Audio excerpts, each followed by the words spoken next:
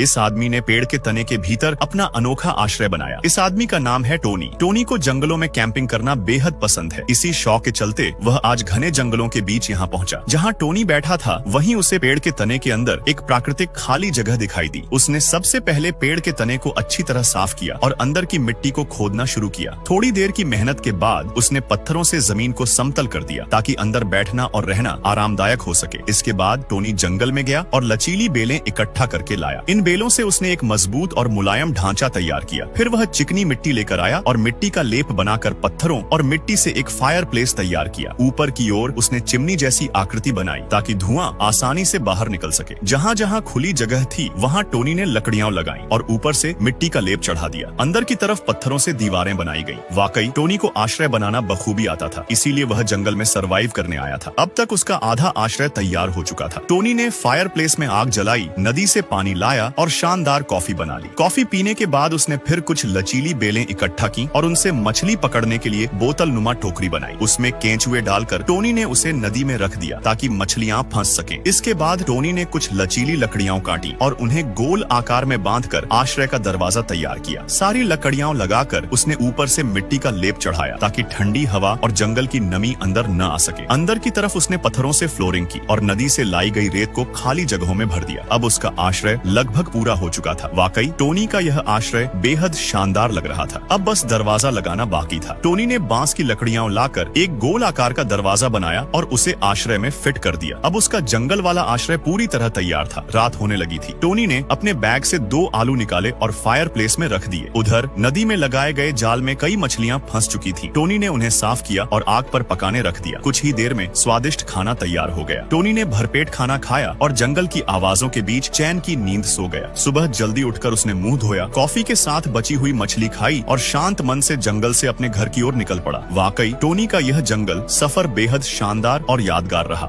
इस आदमी ने जंगल के बीच एक गोल आकार का आश्रय बनाया है। इसका नाम है एडिंग। आज एडिंग यूं ही जंगल में घूमने निकला था। चलते चलते उसे कुछ जंगली फल दिखाई दिए। उसने कुछ फल तोड़कर अपने बैग में रख लिए और आगे बढ़ गया। कुछ दूरी पर उसे एक बड़ी चट्टान नजर आई। यह जगह जानवरों से बचाव के लिए बिल्कुल सही थी, इसलिए एडिंग ने सबसे पहले उस जगह को साफ किया और पास की नदी से कुछ पत्थर इकट्ठा कर लिए ताकि आश्रय की नींव तैयार की जा सके। उसने मिट्टी खोदकर उसका लेप बनाया और पत्थरों व मिट्टी की मदद से गोल आकार की मजबूत नींव तैयार कर ली। नींव को भरने के लिए वह नदी से रेतीली मिट्टी लाया और पूरी सतह को अच्छे से समतल कर दिया। ऊपर नीचे चढ़ने में एडिंग को काफी परेशानी हो रही थी, लेकिन मेहनत से उसने हार नहीं मानी। इसके बाद उसने कुछ लकड़ियां इकट्ठा की और उन्हें बराबर दूरी पर गाड़ दिया। फिर एडिंग जंगल से बांस लेकर आया और उन्हें गोल आकार में लकड़ियों के साथ बांध दिया। ऊपर की अतिरिक्त लकड़ियों को लेवल में काट दिया और दरवाजे के लिए जगह छोड़ दी। बारिश से बचाव के लिए उसने छत पर पहले पॉलीथीन की परत बिछाई और उसके ऊपर बांस की मजबूत लेयर लगा दी। इससे छत पूरी तरह मजबूत और वाटरप्रूफ बन गई। अब आश्रय काफी शानदार दिखने लगा था। इसके बाद एडिंग ने एक आरामदायक बेड तैयार किया। उसने लकड़ियां गाड़कर ऊपर से बांस की परत बिछा दी। थोड़ी देर आराम करने के बाद नदी से लाए गए पत्थरों की मदद से उसने एक फायर प्लेस बनाया और ऊपर चिमनी भी दी। दीवारों की डिजाइन अभी बाकी थी, इसलिए उसने बांस की मदद से सामने की दीवार भी पूरी कर दी। गेट और खिड़की के लिए जगह छोड़ते हुए उसका गोल आश्रय पूरी तरह तैयार हो गया। खाने के लिए ज्यादा सामान नहीं था, इसलिए एडिंग ने नदी से कुछ केकड़े पकड़े और जंगल से लाए गए फलों में चावल मिलाकर फायर प्लेस पर पकाया। थोड़ी ही देर में खाना तैयार हो गया और उसने आराम से भोजन किया। वाकई एडिंग का यह गोल आश्रय देखने में काफी शानदार और मजबूत है। अगर आपको यह वीडियो पसंद आया हो तो पार्ट 2 के लिए पार्ट 2 कमेंट जरूर करें। पिछली वीडियो में हेडिंग का आधा आश्रय बनकर तैयार हो चुका था, लेकिन उसे पूरी तरह कंप्लीट करना अभी बाकी था। आज हेडिंग ने अपने आश्रय को फिनिशिंग देने का काम शुरू किया। सबसे पहले उसने गीली मिट्टी को आश्रय की छत और दीवारों पर ऊपर से अच्छी तरह लगाया। इसके बाद खिड़की का शेप निकालकर उसे चिकना किया और नीचे मजबूत सीढ़ियां भी बना दी। अब हेडिंग को ऊपर नीचे आने जाने में किसी तरह की परेशानी नहीं होने वाली थी। इसके बाद हेडिंग ने सफेद पत्थरों से चुना तैयार किया और बिना समय गंवाए पूरे आश्रय को सफेद रंग से पेंट कर दिया। फिर लाल पत्थरों से लाल रंग बनाकर खिड़कियों और दरवाजे के फ्रेम पर लगाया, जिससे घर और भी ज्यादा आकर्षक दिखने लगा। अब बारी थी दरवाजा बनाने की। इसके लिए हेडिंग ने मजबूत लकड़ियां काटी और लकड़ी के खूंटों की मदद से दरवाजे को मजबूती दी। थोड़ी ही देर में एक शानदार दरवाजा बनकर तैयार हो गया, जिसे उसने सावधानी से फिट कर दिया। सीढ़ियों से ऊपर नीचे जाने में अभी भी थोड़ी दिक्कत हो रही थी, इसलिए हेडिंग ने लकड़ियों से एक मजबूत सपोर्ट सिस्टम तैयार किया। इस अंतिम काम के साथ ही